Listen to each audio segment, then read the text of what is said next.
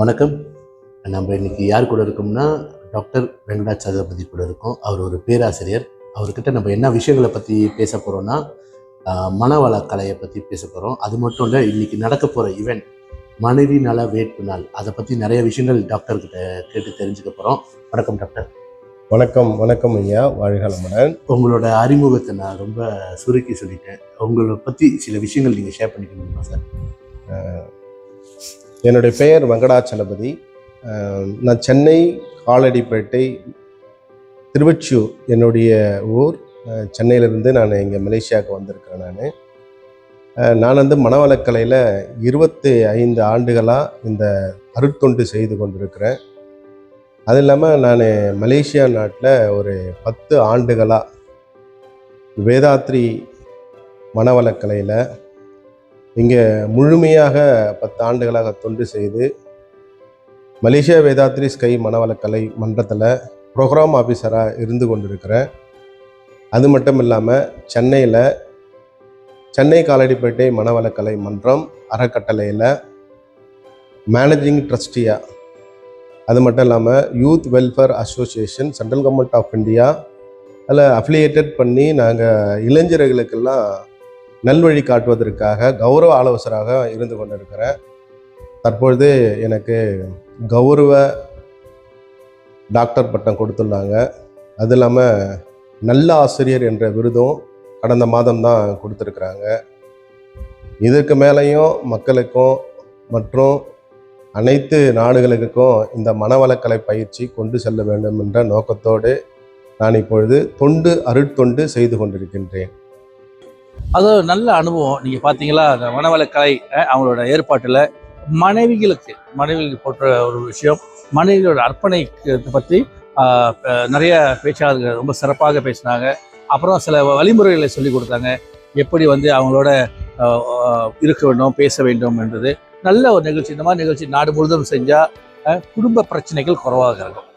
உங்களை பற்றி நான் இவ்வளோ பெரிய இன்ட்ரடக்ஷனும் என்னாலே கொடுத்துருக்க முடியாது. இவ்வளோ விஷயங்களை நான் ஞாபகம் வச்சுருக்க முடியுமான்னு தெரியல. பட் ரொம்ப பெரிய ஆள் கூட தான் இன்றைக்கி நான் இன்டர்வியூ பண்ணிக்கிட்டு இருக்கேன்னு எனக்கு தோணுது. சார், நம்ம அந்த என்னோடய ஃபர்ஸ்ட் கேள்வியே வந்து அந்த மனவள கலைன்னா என்னது சார்? அதை ஏன் நம்ம கற்றுக்கணும்? மனவளக்கலை அப்படின்றப்போ மனம் அதை வளப்படுத்தக்கூடிய ஒரு அற்புதமான கலை. இதை நமக்கு தொகுத்து கொடுத்தவர் நம்முடைய வேதாத்ரி மகரிஷி அவர்கள். அவர் பார்த்திங்கன்னா 1911 பிறந்தார் சென்னை கூடுவாஞ்சேரியில். எத்தனையோ மகான்கள், திருமூலர், வள்ளலார், இப்படி மகான்கள் எல்லாம் வந்த அந்த நாட்டில் வேதாத்ரி மகரிஷியும் இந்த நூற்றாண்டில் தோண்டி அவருடைய அனுபவம், பற்றறிவு, அது மட்டும் இல்லாமல் அவருடைய ஆராய்ச்சி, விஞ்ஞானப்படி உள்ள இந்த உடலை பற்றி, இந்த அனாட்டமிக்கை பற்றி, உடல் கூறுகளை பற்றி ஆராய்ச்சி செய்தோம். அது மட்டும் இல்லை, பிரபஞ்சத்தை பற்றியும் அற்புதமாக ஆராய்ச்சி செய்தோம். பிரபஞ்ச ரகசியங்கள் எல்லாம் அவர் ஆராய்ச்சி செய்தோம். அது இல்லாமல் உடலுக்கும் மனிதனுக்கும் அதே மாதிரி பிரபஞ்சத்தில் இருக்கக்கூடிய ஆற்றல்கள், வான்காந்தமாக இருக்கக்கூடிய ஆற்றல்களும் அந்த காஸ்மிக் எனர்ஜிக்கும் நம்ம உடலுக்கும் மனித உயிரினங்களுக்கும் தொடர்புகள் இருப்பதையும் மகரிஷி இந்த உலகத்துக்கு காட்டியிருக்கிறாரு. அது மட்டும் இல்லாமல் உயிரை பற்றி பல ரகசியங்கள் நீங்கள் தெரிஞ்சிக்க வேண்டியது முக்கியமான உயிர் அப்படின்றப்போ எந்த ஒரு ஆன்மீகத்திலையும் இதை பற்றி முழுமையாக சொல்லப்படல. வேதாத்ரி மகரிஷி மட்டும்தான் இதை உயிரை பற்றி ஒரு சில ரகசியங்களை நமக்கு சொல்லப்பட்டிருக்காரு.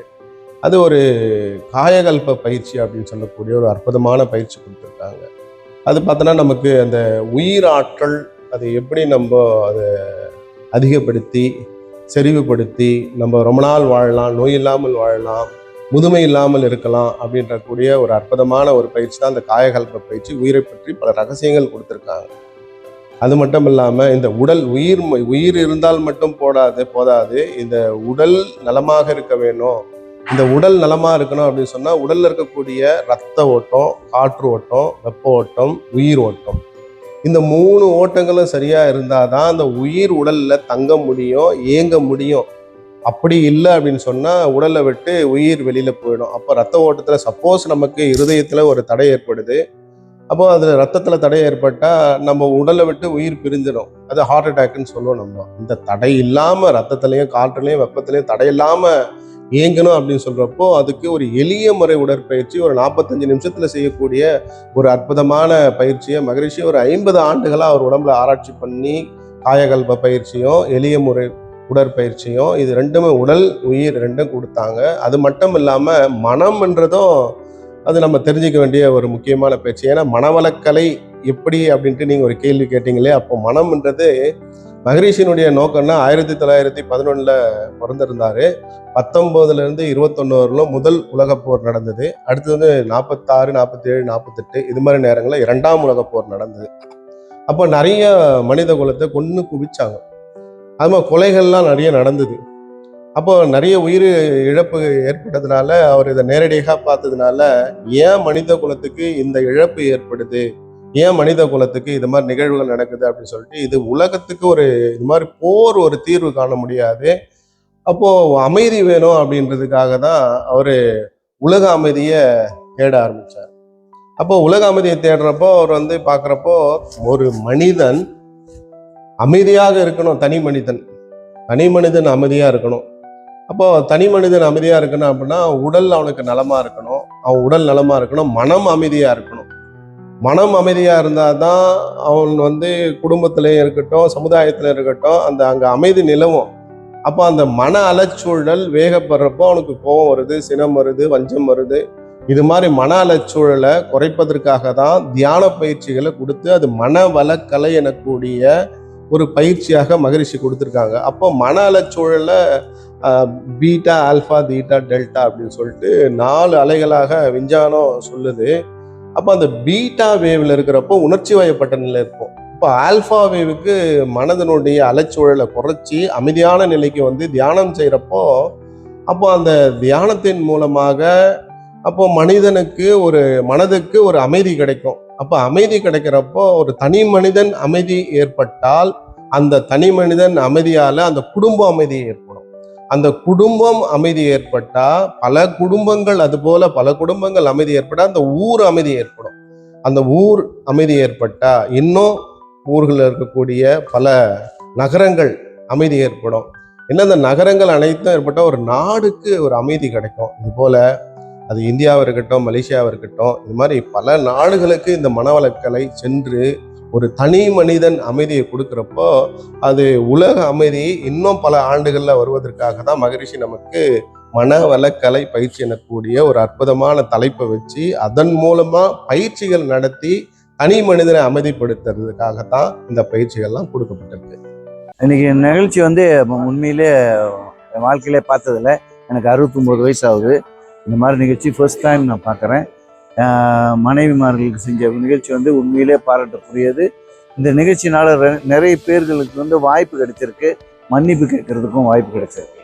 இந்த மாதிரி ஒரு நிகழ்ச்சி வந்து கட்டாயமாக நடக்கணும். கட்டாயமாக ஒரு வருஷத்துக்கு ஒரு வாட்டி இல்லாட்டியும் ஒவ்வொரு மாநிலத்திலும் நடக்கணும்னு நான் நினைக்கிறேன். அண்ணாதுரையோட முயற்சி வந்து ரொம்ப பாராட்டுக்குரியது. அவர் நிறைய செஞ்சுக்கிட்டு இருக்காரு. இது வந்து உண்மையிலேயே குடும்ப ஒற்றுமைக்கு முக்கியமான ஒரு நிகழ்ச்சியாக இருக்குது. இதோட ஆரிஜின் பார்த்தா ரொம்ப அப்போ போர் நடக்கிறப்ப மனிதர்களுக்கு இந்த விஷயம் தேவைப்பட்டுச்சோ இல்லையோ, இப்போ வாழ்கிற மனிதர்களுக்கு வந்து இந்த டெக்னாலஜி வளர்ந்த காலகட்டத்தில் வந்து ரொம்ப அதிகமாகவே தேவைப்படுது. ஏன்னு பார்த்தீங்கன்னா இப்போ உள்ள மனிதர்கள் வந்து நிறையவே ஸ்ட்ரெஸ், நிறைய விஷயங்கள் அவங்க இப்போ கோத்ரூ பண்ணிக்கிருக்காங்க. இந்த படிப்போ இல்லை இந்த சப்ஜெக்ட் அவங்க எடுத்து டிப்ளமா படிக்கிறனால அவங்க இதை இம்ப்ளிமெண்ட் பண்ணால் என்னென்ன மாதிரியான மாற்றங்கள் இப்போ உள்ள சூழ்நிலைக்கு அவங்களுக்கு ஏற்படும் சார்? ஐயா, நீங்கள் சரியான கேள்வி கேட்டீங்க. இப்போ இருக்கக்கூடிய உலகம் பார்த்தோன்னா உலகம் வேகமாக ஓடுதுன்னு நம்ம சொல்லுவோம். உலகம் எப்போதும் போல் இயற்கையில் பஞ்சபூதங்கள் நில, நீர், நெருப்பு, காற்று, ஆகாயம், இந்த பூமி பார்த்தீங்கன்னா சரியான விகிதாச்சாரத்தில் தான் செயல்பட்டு இருக்குது. இதில் இருக்கக்கூடிய மனிதர்களுடைய மனநிலையும் உடல்நிலையும் வேகம் அதிகமாக இருக்குது. இப்போது 1 மணி நேரத்தில் முடிக்கக்கூடிய வேலை இல்லை 1 நாளில் முடிக்கக்கூடிய வேலை ஒரே நிமிஷத்தில் முடிக்கிறதுக்காக பல முயற்சிகள் நடக்குது. அப்போ வேகமாக ஆயிடும். அவனுடைய மனதனுடைய வேகம், அலைச்சூழல் வந்து வேகமாக இருக்குது. உடல் அதனால வேகமாக இருக்குது. அந்த வேகமாக அவங்க செயல்படுறப்போ அவங்க மன அலைச்சூழல் வேகமாகும். அப்போ அந்த மன அலைச்சூழல் வேகமாகிறப்போ அவங்களுடைய மனம் வந்து பார்த்தோன்னா எப்பவுமே அந்த டென்ஷன் ஸ்ட்ரெஸ்ன்னு சொல்லுவோம், மன இறுக்கம் சொல்லுவோம். இது மனம் சம்பந்தப்பட்ட நோய்கள் வரும். ஆனால் வந்து இந்த மனம் சம்பந்தப்பட்ட நோய் வந்தால் உடல் கெட்டு போகும். உடல் ஏன்னா உடலில் ரசாயன தொழிற்சாலை தானே இந்த உடல். அப்போ இந்த உடல்ல இருந்து பார்த்தோன்னா உடலில் பல ரசாயன மாற்றங்கள் ஏற்படும். உடலில் உதாரணத்துக்கு எடுத்தோம்னா கார்டியாசோல்னு சொல்லுவாங்க. நம்ம கிட்னி அட்ரினலில் இருக்கும். இது நம்ம ரொம்ப நாளாக கோவப்பட்டுட்டே இருக்கிறோம். அடிக்கடிக்கு நம்மளுக்கு அந்த மன அலைச்சூழல் வேகமாக இருக்குது. அடிக்கடிக்கு நம்ம வீட்டுக்கு போகிறோம், வீட்டில் கோவப்படுறோம், ஆஃபீஸ் போகிறோம், ஆஃபீஸில் கோவப்படுறோம். இங்கெல்லாம் நம்ம போயிட்டு சென்று நம்ம எந்த இடத்துல பார்த்தாலும் நம்மளுக்கு அந்த மன அலைச்சூழல் வேகத்தினால நம்ம கோவப்படுறப்போ நம்ம உடம்புல சில ஹார்மோன், சில ரசாயனங்கள் உற்பத்தி ஆகும். உற்பத்தி ஆகிறப்போ இந்த ரசாயனங்கள் உடலில் இருக்கக்கூடிய செல்களில், சில உறுப்புகளில் அது ரத்தத்தில் கலந்து உறுப்புகளும் உடல் செல்களும் கெட்டு போகிறதுக்கான வாய்ப்பு இருக்குது. அப்போது மனிதனுக்கு ஓய்வு கிடைக்கிறப்போ இந்த பயிற்சிகள், உடற்பயிற்சிகளாக இருக்கட்டும், தியானமாக இருக்கட்டும், காயகல்ப பயிற்சியாக இருக்கட்டும், இந்த பயிற்சிகள் 3 பயிற்சிகளும் செய்கிறப்போ மனிதன் அவன் குறிப்பிட்ட வாழ்நாள் முழுவதும் வாழலாம். அது இல்லாமல் மன அமைதியோடு இருக்கலாம். அது மட்டும் இல்லாமல் நோய் இல்லாமல் இருக்கலாம். இன்றைக்கி இருக்கக்கூடிய பேண்டமிக் சுச்சுவேஷனுக்கு இந்த மனவளக்கலை பயிற்சி ரொம்ப முக்கியம். ஏன்னா நோய் எதிர்ப்பு சக்தி இந்த பயிற்சியின் மூலமாக கிடைக்கிறதுனால இது ஒரு வருஷம் நம்ம ஒரு டிப்ளமா படிக்கிறோம் அப்படின்னு சொன்னால் இந்த டிப்ளமாவில் ஃபுல் பேக்கேஜ் கொடுத்துட்றோம்.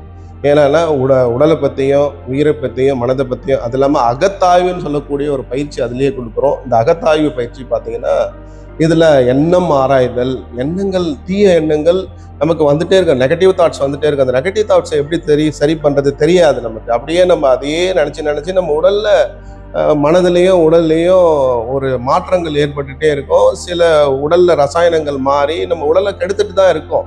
அப்போ அந்த எண்ணத்தை ஆராய்ச்சி செய்யணும். அதற்கான பயிற்சிகள் சினம் தவிர்த்தல் அப்படின்னு சொல்லுவாங்க. கோபம் ஏன் வருது, அந்த கோபத்தை ஏன் கண்ட்ரோல் பண்ண முடியாது, ஏன் கோபத்தை நம்ம சரி பண்ணிக்க முடியாது, கோபத்தால் எந்த ஒன்றையும் நம்ம சாதிக்க முடியாது. அப்போ கோபம்ன்றது நம்ம உடலில் மிகப்பெரிய அளவுக்கு ரசாயன மாற்றத்தை ஏற்படுத்தி நம்ம உயிரையே இழக்கக்கூடிய ஒரு சூழ்நிலை வரக்கூடியது தான் கோபம், சினம் சொல்லுவோம் நம்ம.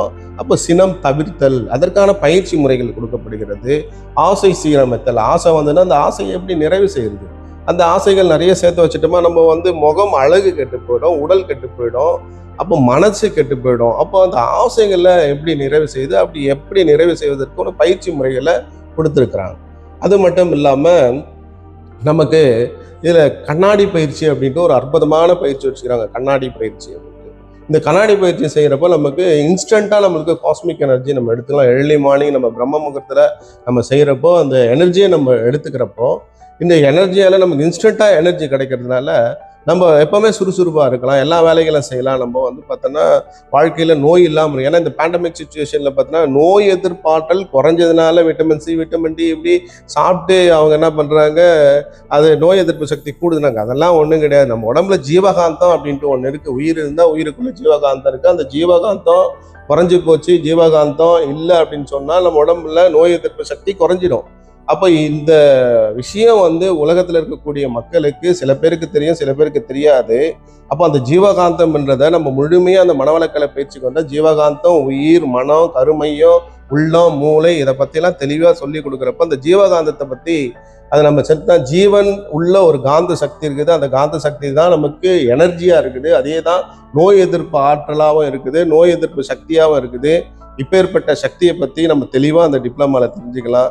உயிரை பற்றியும் தெரிஞ்சுக்கலாம். நம்ம பிரபஞ்சங்களை பற்றி தெரிஞ்சுக்கலாம், பிரபஞ்ச இயக்கங்களை பற்றி தெரிஞ்சுக்கலாம், பிரபஞ்ச ஆற்றலை பற்றி தெரிஞ்சுக்கலாம், பிரபஞ்சம் எப்படி உருவாச்சு, உயிரினங்கள் எப்படி உருவாச்சு, அதை பற்றியெல்லாம் இந்த டிப்ளமா கிளாஸில் நாங்கள் 1 ஆண்டுகளாக இதை வாரத்தில் 2 நாள் நாங்கள் சொல்லித்தரோம். அதனால் இந்த பயிற்சி மனித குலத்துக்கு ரொம்ப பயனுள்ளதாக இருக்குது. இதனால் மனிதனுக்கு தேவையான அனைத்து விஷயங்களும் இந்த ஒரு புக்கில் 4 வேதங்களில் என்ன சொல்லப்பட்டதோ அதையே மகரிஷி சுருக்கி விஞ்ஞானப்படி ஆன்மீகத்தோடு, ஆன்மீக விஞ்ஞானத்தோடு, மருத்துவ விஞ்ஞானத்தோடு இந்த அற்புதமான கலையை, மனவளக்கலையை அழகாக 1 ஆண்டுகளில் டிப்ளமான கூடிய வகுப்பில் கொடுத்துருக்காங்க. இதை அனைவரும் படித்து வாழ்க்கையில் வெற்றி பெறலாம். சூப்பர் ஐயா. அப்புறம் ஐயா, எனக்கு இன்னொரு கேள்வி இருக்குது. நான் இந்த இடத்துக்கு வரக்குள்ள, இந்த அறிவு திருக்கோயிலுக்கு வரக்குள்ள, இந்த சரௌண்டிங் ஒரு வித்தியாசமான ஒரு லுக்கில் இருக்குது. இந்த கோயிலோட நோக்கம் இது வந்து பார்த்தீங்கன்னா அறிவு திருக்கோயில் சொல்லுவாங்க. இப்போ அறிவு அப்படின்றப்போ அது நம்ம முதல்ல தெரியும். அறிவு அப்படின்னா கான்சியஸ்ன்னு சொல்லுவோம் நம்ம. அது நம்ம உடம்புக்குள்ள உயிர் ஓடிட்டு இருந்தால் அது அறிவு இருக்குன்னு சொல்கிறோம் நம்ம. அப்போ அறிவு எப்படி நம்ம உடம்புக்குள்ள இருக்கிறோமா, ஸ்பீட் அண்ட் கான்சியஸ் அப்படின்னு சொல்லுவோம். அப்போ வேகம் விவேகம், உயிர் ஓடினாலும் வேகமாக இருக்கும் விவேகமாக இருக்கும். உதாரணத்துக்கு ஒரு பிடி சாதத்தை உங்ககிட்ட கொடுக்குறேன், அந்த சாதத்தை ரத்தமாக்குனா நம்மளால செய்ய முடியாது. எந்த ஒரு விஞ்ஞானத்தாலையும் பண்ண முடியாது. பண்ண முடியுங்களா? பண்ண முடியாது. ஏன் பண்ண முடியல? சயின்ஸ் இன்னும் டெவலப் ஆகல அந்த அளவுக்கு. ஆனால் அந்த சாப்பாடை நம்ம உள்ளே போட்டோம்னா வயிற்றுக்குள்ளே போயிட்டு சில மணி நேரங்களில் ரத்தமாக மாறிடும். அப்போ அது யார் செய்கிறா? யார் அதை செய்வா? அப்போ அதை என்ன சொல்றோம்? கடவுள் தான் உள்ள செய்கிறாருன்னு சொல்றோம். அப்போ நம்மளால ஒரு சாப்பாடை எடுத்து ரத்தமாக மாற்ற முடியல, எந்த விஞ்ஞானத்தாலையும் முடியாது. ஆனால் நம்ம உடம்பு செய்யுது இல்லையா? அப்போ நம்ம உடம்புக்குள்ள அந்த சாப்பாடு ரத்தமாக மாற்றுறது யாரு? அப்போ அது அறிவு தான். அறிவு தான் தெய்வம் என்றால் தாயுமானவர். அப்போ அறிவு நமக்குள்ள இருந்து கொண்டு அந்த இறையாற்றலே நமக்குள்ள இருந்து அது ரத்தமா மாத்துது. அப்போ அறிவு வைத்து தான் மனிதன் அனைத்து செயல்களும் செய்யறான். இன்னைக்கு உலகத்துல இருக்கக்கூடிய அனைத்து கலைகளா இருக்கட்டும், அனைத்து செயலாக அவனுடைய தன்னுடைய அறிவு, ஆறாத அறிவை வைத்து தான் செய்யறான். அப்போ அந்த அறிவே இறைவனா இருக்கிறான்றதுனால தான் மகரிஷி எல்லாரும் சாதாரண மனிதர்கள் அனைவரும் வந்து பார்த்தீங்கன்னா அவங்களுக்கு நம்பிக்கைக்கு ஏற்ற மாதிரி அங்கங்க கோயில்களை கட்டி அங்கங்க சிலை வணக்கங்கள் செய்து கொண்டிருக்கிறாங்க. ஆனா மகரிஷி தன்னுடைய அறிவால அறிவுக்கு ஒரு திருக்கோயிலை முதல் அமைச்சாரு. ஆழியாறுல, பொள்ளாச்சியில் இருக்கக்கூடிய தமிழ்நாட்டில் இருக்கு ஆழியாறுல அறிவுக்காக ஒரு திருக்கோயில். இதை ஏற்கனவே விவேகானந்தர் அவர் 1930 அறிவுக்காக ஒரு திருக்கோயில், ஒரு மகான் வருவார். அவர் இந்த அதாவது தென் சென்னையில் அவர் எப்படியும் ஒரு அறிவு திருக்கோயில் ஒருத்தர் கட்டுவார். இங்கிருந்து ஆசிரியர்கள் எல்லாம் உருவாவாங்க அப்படின்ட்டு சில ஆண்டுகளுக்கு முன்னாடியே, சில நூற்றாண்டுகளுக்கு முன்னாடியே விவேகானந்தர் சொல்லப்பட்ட ஒரு விஷயம்தான். அதை வான்காந்தம் வழியாக மகரிஷியின் கருமையத்தில் பதிஞ்சு மகரிஷியே வந்து அந்த அறிவுக்கு ஒரு திருக்கோயிலை கட்டினாரு. இன்னைக்கு உலகத்திலே பார்த்தீங்கன்னா ஒரு பெரிய நிலப்பரப்பில் அறிவுக்கு ஒரு திருக்கோயில் கட்டிருந்து ஆழியாறு. அதே போல் இன்னைக்கு மலேசியாவில், சவுத் ஈஸ்ட் ஏஷியாவில் அறிவுக்காக ஒரு திருக்கோயில் இது போல் 20 ஏக்கரால அறிவுக்காக ஒரு திருக்கோயிலை கட்டியிருக்கிறாங்க. இந்த இடம் எப்படி இருக்கணும் அப்படின்னு சொன்னால், இங்கே வந்தால் மன அமைதி இருக்கணும். மன அமைதி மட்டும் இல்லை, உள்ளே வந்தாங்கன்னா உடல் நலமாகணும், பல நோய்கள் குணமாகணும், பல குடும்பங்கள் ஒன்று சேரணும், எல்லாம் அமைதி ஏற்படணும் அப்படின்றதுக்காக தான் இந்த அறிவு திருக்கோயில். இங்கே நம்ம தவம் செய்து தியானம் செய்து அகத்தாய்வு செய்து இங்கே நிறைய சக்தி, பிரபஞ்ச சக்தி குவிக்கப்பட்டதால் வருவருக்கு ஒரு மன அமைதியும் மன நிம்மதியும் கிடைக்கும். அதனால இந்த இடத்துக்கு அறிவு திருக்கோயில் என்று பெயர் வச்சார்கள். வாழ்க வையகம், வாழ்க வையகம், வாழ்க வளமுடன். குரு வாழ்க, குருவே துணை. எல்லா உயிர்களும் இன்புற்று வாழ்க. மனைவி நல வேட்பு நாள். வேதாத்திரிய சிந்தனையில் உதித்த இந்த மனைவி நல வேட்பு நாளை ஒட்டி நிறைய தம்பதியினர்கள் இந்த ஆண்டு ஆகஸ்ட் 30, 2024 கலந்து கொண்டு சிறப்பித்தனர். அந்த வகையில் இந்த மனைவி நல வேட்பு நாளானது ஒவ்வொரு குடும்பத்திலும் அவர்களது வாழ்க்கையில் மேன்மையை தருவதற்கு இந்த மனைவி நல வேட்பு நாள் காந்த பரிமாற்ற தவத்தில் ஆரம்பித்து மிகவும் எளிமையான முறையில் முடிவடைந்தது. இந்த ஆண்டை விட அடுத்த ஆண்டு நாம் இன்னும் அதிகமான தம்பதியினர்களை எதிர்பார்த்து ஒவ்வொரு ஆண்டும் இந்த நிகழ்வினை வழிநடத்த இருக்கின்றோம். அந்த வகையில் அடுத்த ஆண்டில் திருமணம் ஆகி குறைந்த ஆண்டு அனுபவம் உள்ள தம்பதியர்களுக்கு அதிகமான முக்கியத்துவம் கொடுத்து அடுத்த ஆண்டு நிகழ்வை வழிநடத்த உள்ளோம். ஆகவே அன்பர்கள், தம்பதியர்கள் அனைவரும் இந்த மனைவி நல வேட்பு நாளில் ஒவ்வொரு ஆண்டும் ஆகஸ்ட் 30 அறிவு திருக்கோயில், சிரம்பான் அறிவு திருக்கோவிலில் நடைபெறவிருக்கும் விழாவில் கலந்து சிறப்பிக்குமாறு பணிவன்புடன் கேட்டுக்கொள்கின்றோம். வாழ்க வளமுடன், வாழ்க வளமுடன். அனைவருக்கும் வணக்கம், வாழ்க வளமுடன். இந்த மனைவி நல வேட்பு நாள் ஆசான் அருட்தந்தை வேதாத்ரி மகரிஷி அவர்களால் அவருடைய வாழ்க்கை துணையாகிய அன்னை லோகாம்பாள் அவர்களின் பிறந்த நாளை ஒட்டி ஆகஸ்ட் 30 ஒவ்வொரு வருடமும் கொண்டாடப்பட்டு வருகின்றது. அந்த வகையில் இந்த முறை நம்முடைய மன்றத்திலும் அதே நாளில் நாம் கொண்டாடி கொண்டிருக்கின்றோம். இந்த மனைவி நல வேட்பு நாள் அப்படின்னு சொன்னபோது இதுல கலந்துக்கிட்டோம் அப்படின்னு சொன்னா கணவன் மனைவி இருவருக்கும் காந்த பரிமாற்றம், ஐயா சொன்னது போல காந்த பரிமாற்றம் ஏற்பட்டு ஒரு சிறப்பான ஒரு புரிந்துணர்வு கணவன் மனைவிக்குள்ளார ஏற்பட்டு இன்னும் அவர்களிடையே நல்ல அந்யோன்யத்தை உருவாக்கி குடும்பத்துல இன்னும் சிறப்பா வழி நடத்துறதுக்கு ரொம்ப உதவி செய்யும். அப்புறம் சார், இன்னைக்கு நடக்க போற ஈவெண்ட், எனக்கு இந்த ஈவெண்ட்டை பத்தி கேள்விப்பட்டோடே ரொம்ப வித்தியாசமான ஒரு ஈவெண்டா இருக்கு. மனைவி நல வேட்பு நாள், இது எப்படி இருக்க போகுதுன்னு எனக்கு இன்னும் தெரியல, இன்னும் கொஞ்ச நேரத்துல ஆரம்பிக்க போகுது. ஸோ இந்த ஈவெண்ட்டை பத்தி கொஞ்சம் சொல்லுங்க சார். வாழ்களமுடன். இது வந்து மனைவி நல வேட்பு, ஒய்ஃப் அப்ரிசியேஷன் டே அப்படின்னு சொல்லுவோம் நம்ம. இது பார்த்தோன்னா நம்ம பிரதர்ஸ் டே, ஃபாதர் டே, மதர் டே, இப்படி நிறைய டேலாம் வந்து இப்போ பெண்கள் வந்து பார்த்தோன்னா ஆண்களுக்காக, அது கணவனுக்காக பல சுமங்கலி பூஜைகள்லாம் செய்வாங்க. ஆனால் வந்து ஆண்கள் பெண்களுக்கு யாரும் ஒன்றும் பண்ணது கிடையாது. மகரிஷி பார்த்தாங்க, மகரிஷி பார்த்துட்டு பெண்களுக்கு நம்ம செய்யாமல் இருக்குது அவங்களுக்கு செய்யக்கூடிய ஒரு துரோகம் தானே அப்படின்னு சொல்லிட்டு அவருடைய மனசில் உறுத்தனால தன்னுடைய மனைவி அம்மா ஐயா வந்து இந்த அளவுக்கு மகரிஷி வந்து உலகம் முழுவதும் இந்த மனவளக்கலையை பரப்பி மக்களுக்கு நிறைய விஷயங்களை கொடுத்துருந்தாலும், அதுக்கு இவர் ஆலமரமாக இருந்தாலும் அதுக்கு அந்த ஆலமரத்துக்கு ஆணி வேராக இருந்தவங்க அன்னை லோகாம்பல். அந்த அம்மா தான் இவரை வந்து பல கஷ்டங்கள்ல இருந்தும் பல பிரச்சனைகள்ல இருந்தும் பல காரியங்கள் சாதிக்கிறதுக்கும் உறுதுணையாக இருந்தவங்க தான் அன்னை லோகாம்பல். அவங்களுடைய பிறந்த நாள் இன்னைக்கு ஆகஸ்ட் 30. இப்படி 110வது ஆண்டு இன்னைக்கு நடக்குது. அவங்களுடைய பிறந்த நாளுக்காக தான் அந்த மனைவி நல வேட்பு நாள். இதை ஒரு வித்தியாசமா இருக்கணும் ஒரு விஞ்ஞான உலகம் இன்னைக்கு இருக்கக்கூடிய காலத்துல. அதனால கரண்ட் டிரான்ஸ் மெடிடேஷன் அப்படின்ட்டு ஒரு பேர். இப்போ கரண்ட் டிரான்ஸ் மெடிடேஷன் அப்படின்னு சொன்னால் ஜீவகாந்த பரிமாற்றம், ஜீவகாந்த தவம் சொல்லுவோம் நம்ம. அப்போ நம்ம உடம்புல ஒரு சக்தி, ஜீவகாந்த சக்தி இருக்கு. அந்த ஜீவகாந்த சக்தி நம்ம உடம்புல அது மூளையில் செயல்படுகின்றப்போ மனமாக இயங்குது.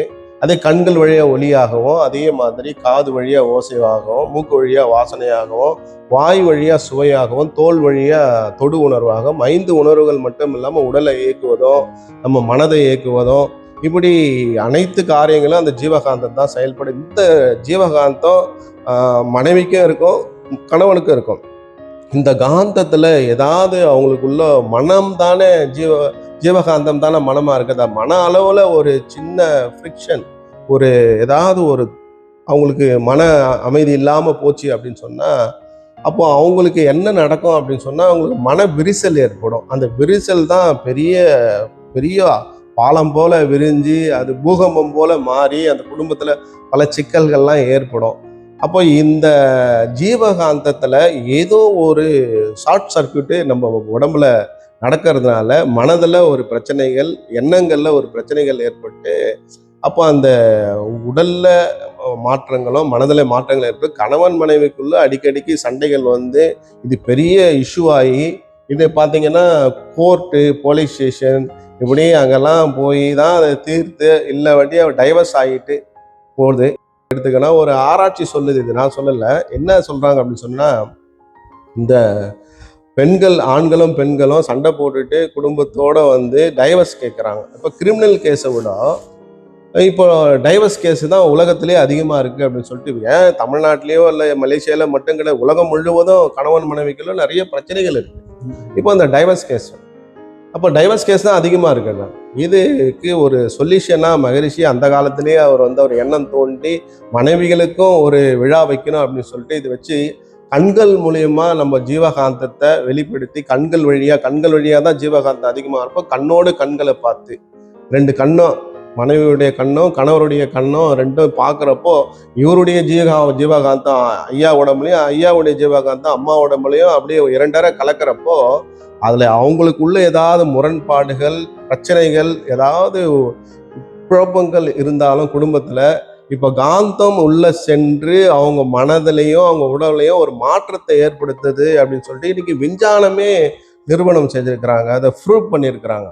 அப்போது கைகளை பிடிச்சு வச்சுருப்பாங்க. அந்த நேரத்தில் 2 கைகளும் உள்ளங்கையிலையும் அப்படி பிடிச்சு வச்சுட்டு அப்படியே இந்த கைகள் வழியாகவும் அந்த ஜீவகாந்தம் உடல் முழுவதும் பரவும். கண்கள் வழியாகவும் உடல்ல அவர் மூளைக்கும் உடல் செல்களுக்கும் பரவுறப்போ அப்போ இவங்களுக்கு ஏதாவது மன வருத்தம் இருந்ததுன்னா அதை காந்தம், இவங்களுடைய காந்தமும் அவங்களுக்கு காந்தம் இரண்டரை கலக்கிறப்போ, ரெண்டுமே போயிட்டு அங்கே கம்யூனிகேட் ஆகிறப்போ இந்த பிரச்சனைகள், மன ரீதியாக இருக்கக்கூடிய பிரச்சனைகள், உடல் ரீதியாக இருக்கக்கூடிய பிரச்சனைகள், இதெல்லாம் அந்த காந்தமே சரி செய்து கொள்ளும் அப்படின்றது. ஏன்னா காந்தம் தான் இறைவன் சொல்கிறோம், இறைவன் தான் அன்புன்னு சொல்கிறோம், அன்பு தான் கருணைன்னு சொல்கிறோம். அப்போது ஜீவகாந்தம் அப்போ இறைநிலையாக இருந்து கொண்டு அதுவே அன்பும் கருணையுமாக இருக்கிறத அதையும் மகான்களே சொல்லியிருக்கிறாங்க. மகரிஷியும் அதுதான் சொல்றாரு.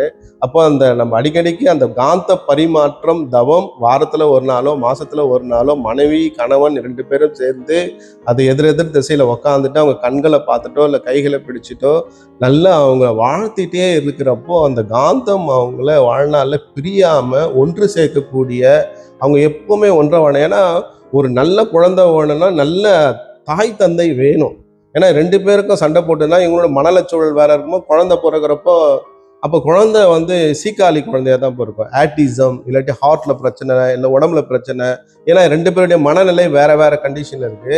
அப்போ அந்த மனநிலையோட அவங்க உடல் உறவு கொள்ளும் போது அவங்களுக்கு பிறக்கக்கூடிய குழந்தை எப்படி இருக்கும்? அப்போ சமுதாயத்துக்கு அது கெடுதலாகவே மாறிடும். அப்போது அவங்க குடும்பத்திலையும் பல சிக்கல்கள் பிரச்சனைகள் வரும். அதனால இந்த காந்த பரிமாற்றம் தவம் செய்கிறப்போ கணவன் மனைவிக்குள்ள ஒரு இணக்கமான உறவு, அது மட்டும் இல்லாமல் சமுதாயம் இதனால சிறப்படையும். இது மாதிரி இன்னைக்கு ஒரு 100 ஜோடிகள் இன்னைக்கு இந்த காந்த பரிமாற்ற தவத்தை கலந்துக்க போகிறாங்க. இப்போ இந்த 100 குடும்பங்கள் இன்னைக்கு நகரி சிம்லானில் இன்னைக்கு சந்தோஷமாக இருக்க போகிறாங்க. இந்த அற்புதமான சந்தோஷமான நேரத்தில் நான் உங்களுக்கு இதை சொல்கிறதுக்கு கடமைப்பட்டிருக்கிறேன். வாழ்க வளமுடன் ஐயா.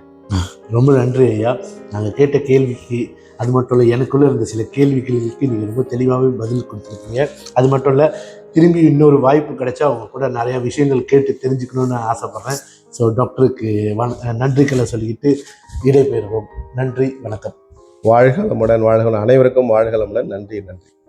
அதே வேளையில் இந்த இடத்துல நீங்கள் பார்த்தீங்களா, இந்த மனவள கலை அவங்களோட ஏற்பாட்டில் ஒரு அருமையான இடத்துல, நல்ல கட்டடத்தில் ட்ரைனிங் கொடுக்குற மாதிரி, எனி டைம் 60 பேர் தங்குறதுக்குள்ள ரூமு, அந்த ரூமும் நீங்கள் பார்த்தீங்கன்னா ரொம்ப மலிவாக கொடுக்குறாங்க. ஏக்கானோட உள்ளுக்கு அட்டாச் பாத்ரூமோட ரொம்ப சுத்தமாக இருக்குது.